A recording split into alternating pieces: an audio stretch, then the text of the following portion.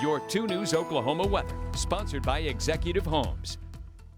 We're dealing with a very soggy stretch of weather for today. It started up early this morning, remaining in the same location and continuing to dump a lot of rainfall. I know some of you this morning, maybe you didn't catch it. Let me get you caught up. I just made this graphic, and on top of that, we're seeing how much rainfall is still coming down even after this is about a minute ago. So rainfall rates very impressive. Let's take it a little bit further south, where we're seeing anywhere between 2 inches in the past 12 hours. Some areas receiving higher rainfall totals within about 4 hours. So it's been impressive nonetheless. As you can see, closer to an inch near Eufaula, Shakota area, looking about 1.5 inches, a little bit more than that. Closer to 2 inches in Sallisaw, 2 inches near Stillwell. These numbers keep growing, and we'll continue to see some of the heaviest impacted areas extending right along that I-40 corridor from right at about over to Shakota, extending over to Fayetteville. So we're really keeping a close watch on that right now, where flash flooding is very likely to occur here. So we're going to keep a close watch on those area roadways for you as well. I want to also point out near Coweta and to Wagner, looking at right around 1/2 inch with locally higher amounts. And just in that area right outside of Porter, you'll find our lead storm chaser, Mike Scantlin, who's out and about, looking like he's got a cup right in front of him. Mike, tell us what's going on. Where are you at? Yeah, Annie, I am on the Muskogee Turnpike here, and you can see someone has hydroplaned off the road. And that's no surprise to me. There's a lot of water coming out of these strongest cores, and, they're kind of training over the same areas, like you said, so there's not much, there's nowhere for the water to go. It's coming down heavier than it can run off. So this is going to be a problem all afternoon and evening. If you're out and about, just take it slow. You shouldn't have any problems, Annie. Mike, thank you so much. And I want to point out to that car that just went by you, if you are having to get out for some reason and you do get caught in this, either take your time, pull over, or put on those hazards as well, because this rainfall will only continue to get worse. We do have that flash flood watch in effect until tomorrow morning at 6 a.m. So we have plenty of time to add on to what we've already seen. This is what we're looking at. I'm going to go and talk about your future track rainfall totals. On top of what we've already seen, we're looking at another additional inch to about 2 inches in some locations, potentially over near Rogers area. It's really going to depend on where those thunderstorms fire up on top of this rainfall that we are already receiving. We have a severe weather outlook. This is not for that flooding. This is for some severe storms. So showers and storms mixing together. We've had warm temperatures, and with that, we have the potential for that stronger development. So this late afternoon and evening, meteorologist Brandon Woolley will be in as well to keep a close watch and keep you safe and updated as we go throughout the next several hours. We'll see up to 60-mile-per-hour wind gusts. We could see hail size up to 1/4. We cannot completely rule out the potential for a tornado, but it is on the very low end of that threat. I'm going to walk you through this hour by hour, and I'm going to have you prepared and ready for the remainder of your day. As we set this into motion, there go those storms. As Mike Scantlin mentioned, a lot of these will be tracking over the same area, more of like a conveyor belt. So they will be training in that same spot, which is why there's so much of a concern for that to develop with some more additional flooding. As we look towards the evening hours, seeing that really take hold and firing up, if we're going to see some severe weather activity, it will be late this afternoon and into the early evening after sunset. Those chances will start to fall off as north winds take over. Tomorrow morning, the system looks to be out of the area, but we will be picking up the pieces. Can't even see out at South Tulsa at this hour because of all these changes rolling in. We're sitting at 52 degrees, dew points at 51, temperatures and dew points lining up. This is where we're seeing some problematic areas. McAllister at 72 degrees with your dew points in the 60s. That's going to be more favorable for some severe development. All the more reason to have that storm shelter app, of course, handy and ready to go. Of course, you do have that. If you don't, go get it. 45 for your high tomorrow, the low 22 degrees. Brady. Annie, thank you.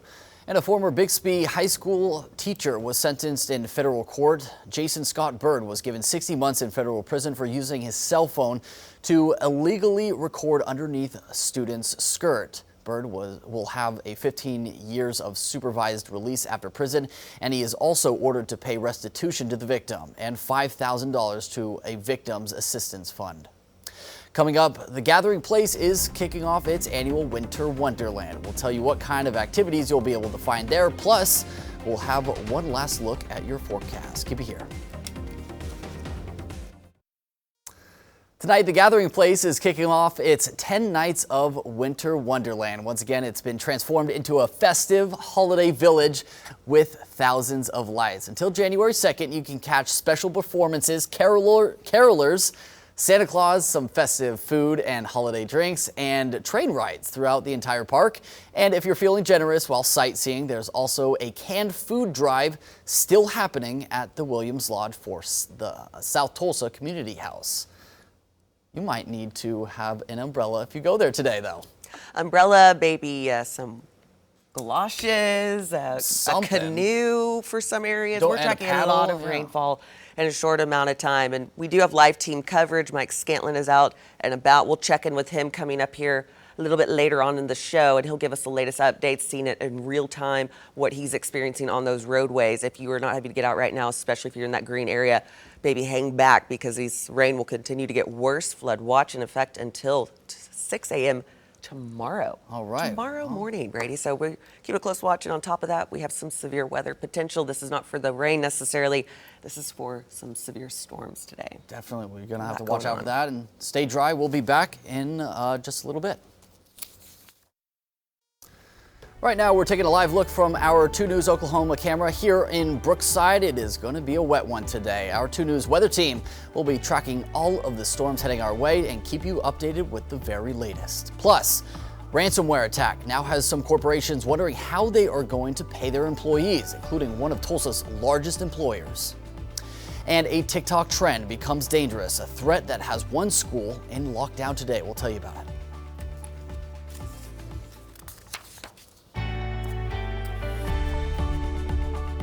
You're watching 2 News Oklahoma at noon. Good afternoon, and thank you for choosing 2 News Oklahoma at noon. I'm Brady Howbleib. We begin at noon with our 2 News weather alert for parts of Green Country. Meteorologist Annie Brown is here in the Weather Center tracking it all for us. Annie, what are we expecting?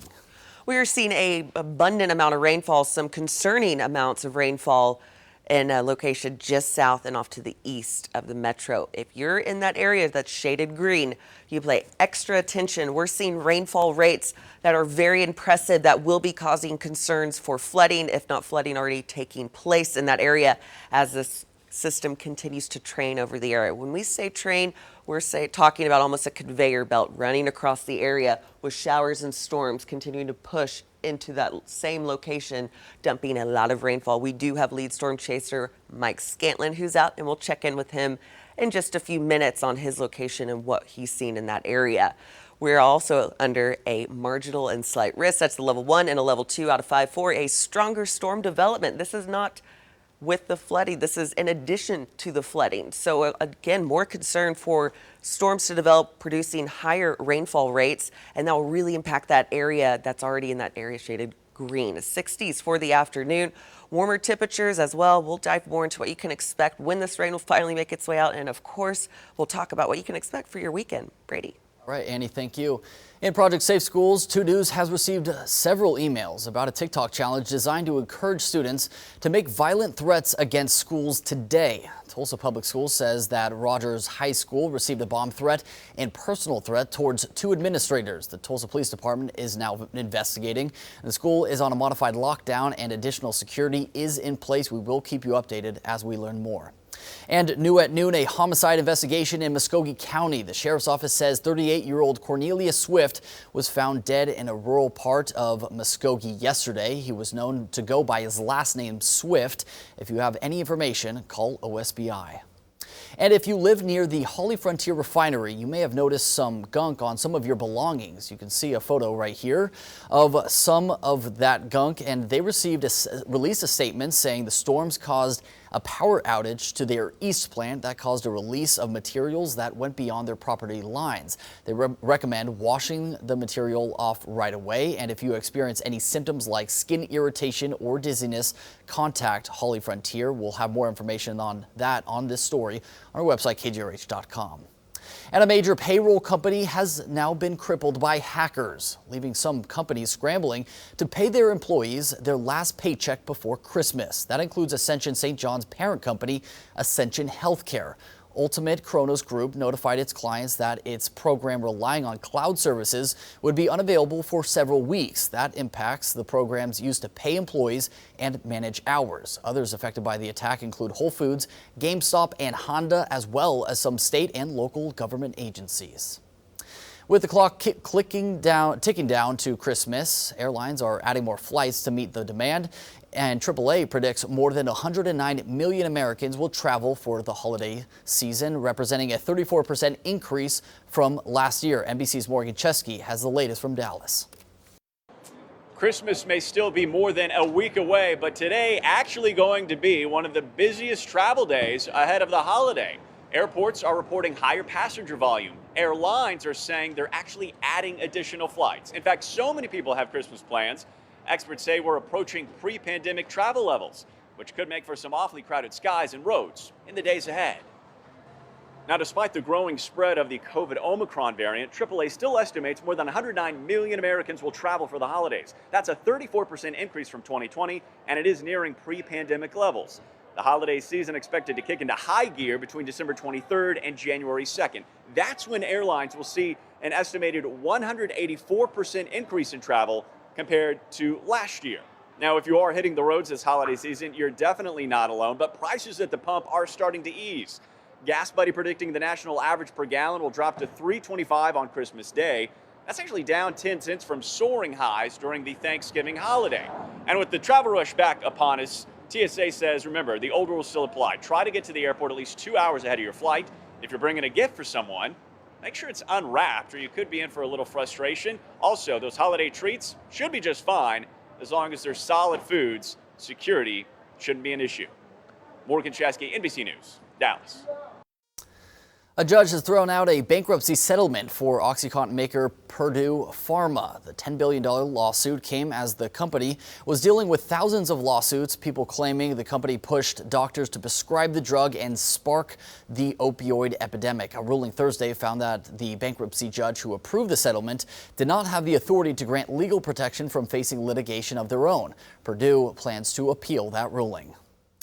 And women may now be able to receive the abortion pill through mail-order pharmacies. The FDA changed its long-standing requirement that the medication had to be picked up in person. However, prescribing the medication will still be limited to doctors who complete specific certifications, and pharmacies will have to be registered with the FDA to distribute the medication.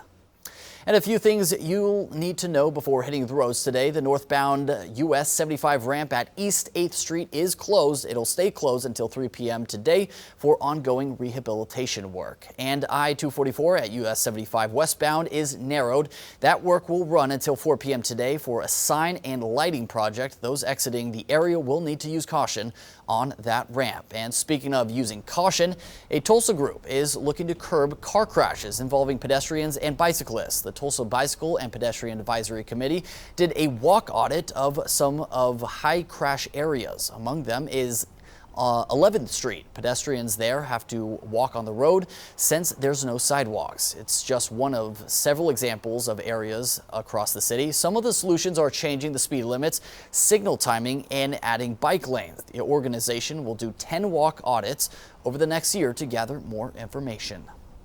The Biden administration has been working tirelessly to pass the Build Back Better plan, but it looks like that will be held up once again by one Democrat. What that standstill is all about coming up after the break. You know, it's been a big tradition in our family to spread Christmas cheer and do over-the-top displays. This Jinx display won a national Christmas competition, and now the owner is making even bigger plans. I'm Julie Chin. Join me tonight as I introduce you to a man many call Mr. Christmas and explain why he's positively Oklahoma. The Candle Factory is facing legal troubles after the deadly tornadoes over the weekend. Alexander Cohen has more. It's a miracle Jamie Rudolph is alive. Because even though I felt so weak, and I just, like I said, I thought I was going to die underneath there. I really did. She's recovering at Vanderbilt after being pulled from rubble at the Mayfield Consumer Products Candle Factory. I was glad that my wife's still here. Jamie's husband, Tim, says her co-workers were told they'd be penalized if they left work. Told them that couldn't nobody leave. Also get fired. Other workers reported the same thing. I said, man, you gonna refuse to let us leave even if the weather's this bad and the tornado's not even here yet? So he was like, if you want to decide to leave, if you want to leave, you can leave, but you're gonna be terminated, you're gonna be fired. 8 people at the candle factory died from the tornado. I can't sleep all week. It's hurt me a lot. The CEO of the candle factory did issue a statement on the situation. It said in part, "We're confident that our team leaders acted entirely appropriately and were in fact heroic in their efforts to shelter our employees. We are hearing accounts from a few employees that our procedures were not followed." They noted there would be an internal review and they would seek input on their emergency plan. Meanwhile, a lawsuit has been filed by workers against the candle factory. It says the company had an obligation to protect them because they knew about the tornado threat more than 3 hours in advance. I don't think that's right. Tim believes if Jamie had been home, she'd be safe because the tornado didn't touch their town. Reporting in Nashville, Alexandra Cohen, News Channel 5. A Starbucks has voted to unionize, why they still have an uphill battle, and how it's inspiring others. Olivia Proya has the story. Starbucks! Union! Starbucks! Union! I made $24,000 last year. Full-time employee. Not right. It's absolutely not right. Starbucks! Union! I think it's really important that people understand that the reason that we are putting all of this energy into trying to win unions at Starbucks is because we actually like Starbucks. Starbucks! We appreciate the support across the nation, but we now need it to happen in our government. 1 week after the Starbucks on Elmwood Avenue in Buffalo made history by voting to unionize, workers say they're pushing for the protection of their rights from the government. The PRO Act would give some rights back to the workers. It would make sure that the labor laws that were designed in this company to protect the workers actually protect the workers. It would make it so that, the Elmwood location who has won their union, it would make it so the company has to come to the bargaining table as opposed to continuing to delay this process. Meanwhile, the vote to unionize the Starbucks on Genesee has still not become official. 15 workers voted to unionize, 9 voted against. 7 votes have been contested. Objections had to be filed by Thursday. And then I'm truthfully not sure how long the NLRB has to make that decision. I believe it's 5 business days from the objection date. 3 more Western New York Starbucks will vote to unionize in the coming months. Those locations include the Walden and Anderson Starbucks, the Depew location, and the Starbucks on Bailey, where Sam Amato works. We are voting to unionize probably early next month. A lot of our partners, a lot of employees at the store are frustrated by what corporate is doing. We don't feel the support. Starbucks says they're here to support us. We don't feel it. But Western New York Starbucks workers say they do feel support from their fellow partners across the country, with Starbucks in Boston and Arizona now planning to also unionize. It's very exciting. I mean, it's not completely unexpected. People had been reaching out to us from across the country from the moment this campaign in Buffalo went public, but to see it actually happen, to see the strength of these people, just knowing that we're all in this together, it's very powerful. In Buffalo, Olivia Proya, 7 Eyewitness News. President Joe Biden is acknowledging his Build Back Better economic plan won't pass the Senate by Christmas. The massive package has not received support